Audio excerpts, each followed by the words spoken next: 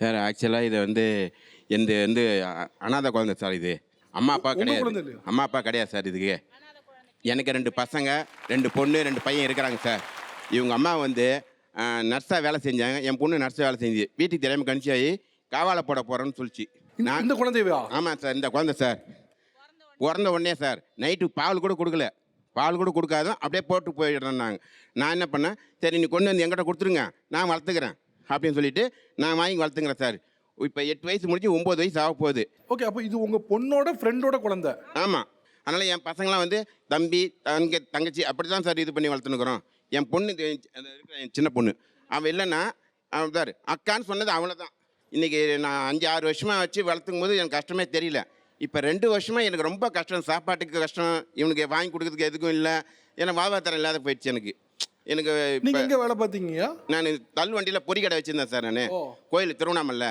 இப்போ டென்ட்ரு விட்டுருக்காங்க, என்னால் கடையும் எடுத்து நடத்த முடியல. கடை இல்லாதனால ரொம்ப அதான் சொல்கிறது, எப்படி ஒருத்தட்ட போய் ஐயா அம்மா அப்படின்னு கேட்டு தான் வாங்கி இது பண்ணுற நிலைமை உண்டாகிட்டாங்க. பேர் என்ன வச்சுருக்கீங்க? இவருக்கு பேர் வந்து வேதகாம நைட்டு பிறந்தார். 9/23 பாப்பான்னு பேர் வச்சுக்கிறேன். எங்கள் வீட்டிலேயே என்னை ஒதுக்கி விட்டாங்க சார். எனக்கு கூட பொண்ணுங்க 6 பேர் இருக்காங்க. அப்படியே தேவையில்லாத வேலை எதுக்கு வளர்க்குறேன்? எதுக்கு யாரோ பார்த்து விட்டாங்க, நீ வளர்க்குறேன், எதுக்கு விட்டுடு அப்படின்னு சொல்லிட்டு சொல்கிறாங்க சார். என்னால் விட முடியல சார். எனக்கு மனசு கேட்கல சார். வளர்த்துட்டு என்னால் கொடுக்க முடியல. எனக்கு 5 பசங்கன்னு தான் சொல்லுவேன் எல்லாருக்கிட்டையுமே. தம்பி ஆக்சுவலாக சிரிக்க இப்போ அவனை வந்து கொஞ்சம் யாருன்னா நல்லா சரி பண்ண முடிஞ்சா போதும் சார். எனக்கு அவனுடைய வேலையை அவனே செஞ்சுக்கிற மாதிரி பண்ணணும். ஒரு குழந்தை பிறந்து அந்த குழந்தைக்கு குறைபாடு இருக்குது அல்லது ஒரு சவால் இருக்குன்னு தெரிஞ்ச உடனே ஹஸ்பண்ட் அண்ட் ஒய்ஃபில் யாராவது ஒருத்தங்க வந்து எனக்கு இந்த குழந்தை வேண்டாம் அப்படின்னு வேற கல்யாணம் பண்ணி இல்லை விட்டுட்டு அப்படியே ஓடி போனவங்க நிறைய பேர் இருக்காங்க.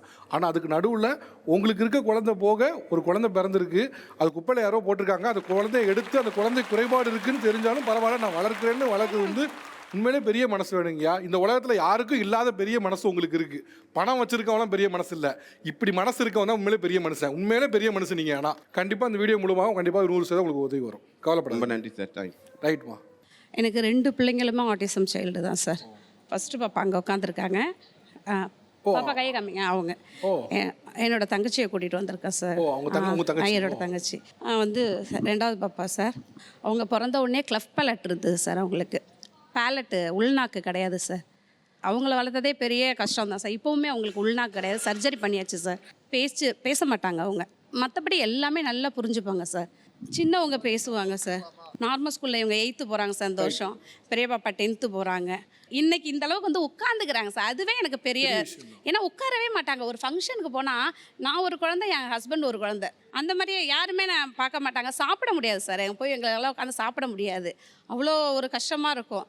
இப்போது அவங்களே போனாலும் அவங்களே தானாக இண்டிபெண்ட்டாக சாப்பிட்றாங்க. பெரிய பாப்பா ஃபுல் இண்டிபெண்ட்டாக ஆகிட்டா சார். எல்லாமே எனக்கு ஒரு அம்மா மாதிரி இருந்து எல்லாமே அவள் ஹெல்ப். எனக்கு யாருமே இல்லையா சார். இப்போ அவள் எனக்கு எல்லாம் ஹெல்ப் பண்ணுறான். இப்போ இவங்க 2 பேரும் பெண் குழந்தைங்க. இப்போ இவங்க எதிர்காலத்தை நினச்சிருக்கீங்களா? இப்படி எப்படி நம்ம மேனேஜ் பண்ண போகிறோம், நமக்கு அப்புறம் நம்ம காலத்துக்கு அப்புறம் அடுத்து? தெரியலையே சார். அந்த கொஷின் மட்டும் கேட்கவே கேட்காதீங்க. எனக்கு அந்த ஒரே ஒரு கொஷின் மட்டும் அப்படியே உடம்பு கூட உயிர் மட்டும்தான் சார் இருக்கும். உடம்பு கூட போயிடும். என்ன நானே நினச்சிப்பேன் சார். நினச்சிக்கிட்டு இருக்கும்போது அப்படியே ஒன்றுமே இல்லாத உட்காந்துருவேன்.